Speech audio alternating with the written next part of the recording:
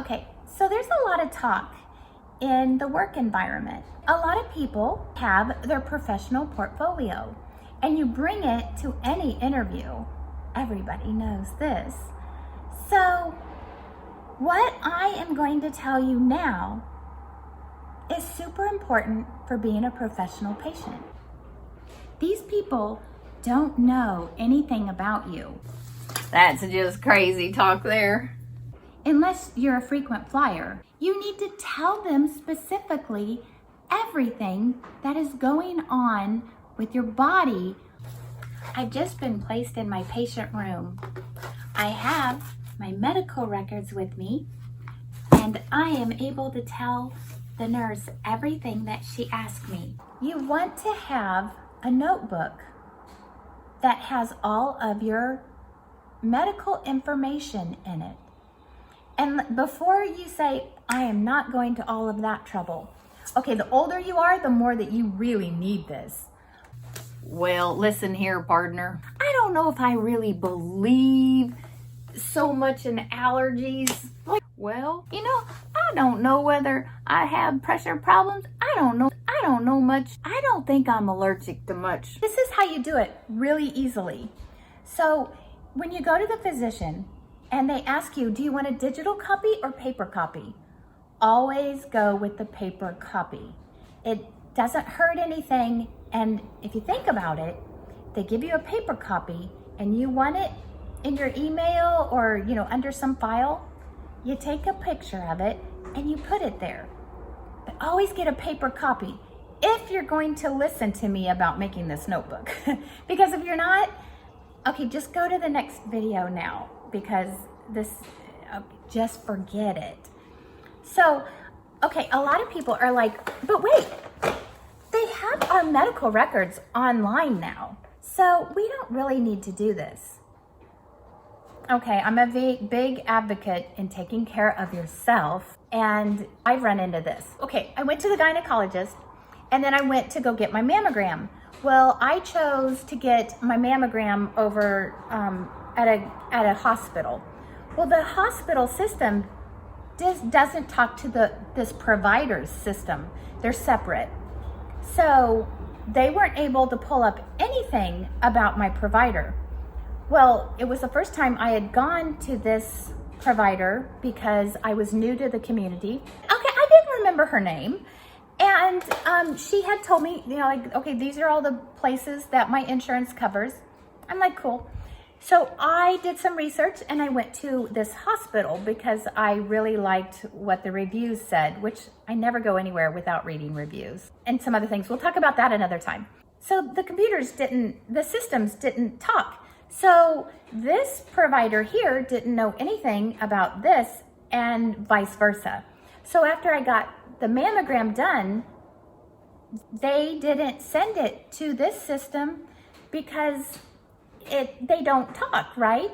I, being a professional patient, I had gotten the paper copies of everything from this gynecologist provider.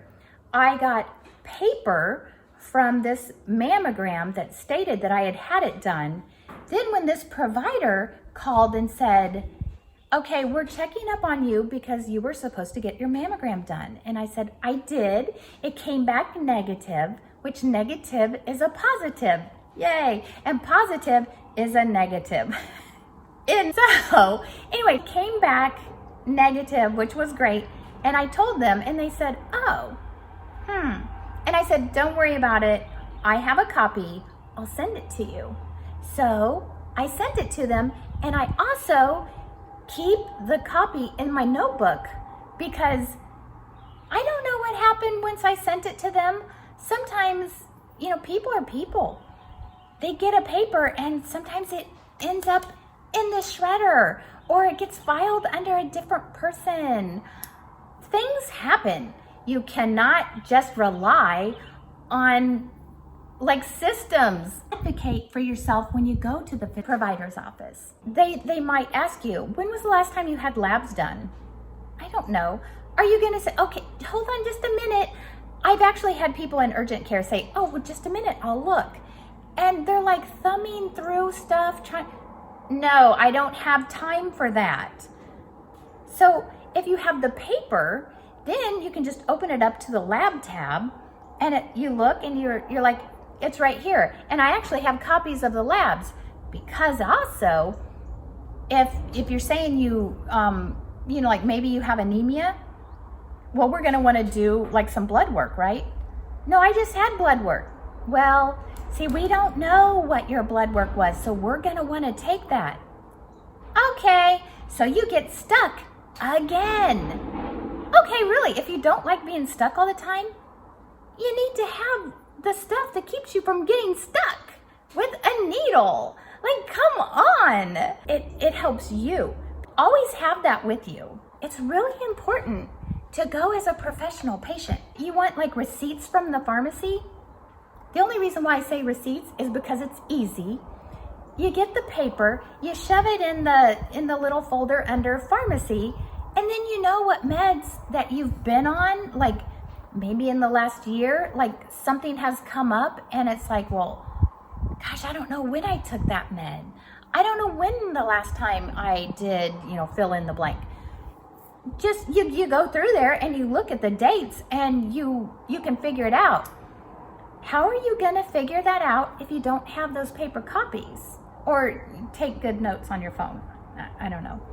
I just like, okay, convenience. Just shove it into the folder sleeve, and if you don't need it, okay, throw it out after a while. But you should have that ready at hand. And also when you get the estimation of benefits, the EOBs, just keep those. That way, and you can throw them out in like a year. I mean, you don't have to keep this stuff indefinitely.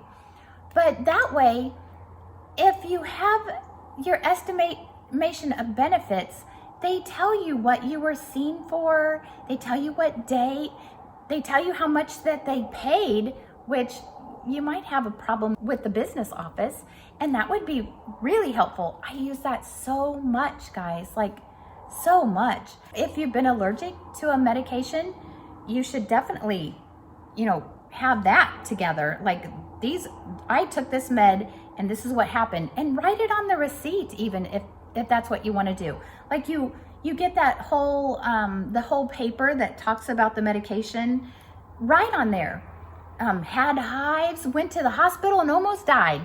And okay, the next time that somebody wants to prescribe that, you say, look, this is what happened on this date. And they're like, wow, that's in black and white. That's on paper. That's hard copy. I'm not prescribing it.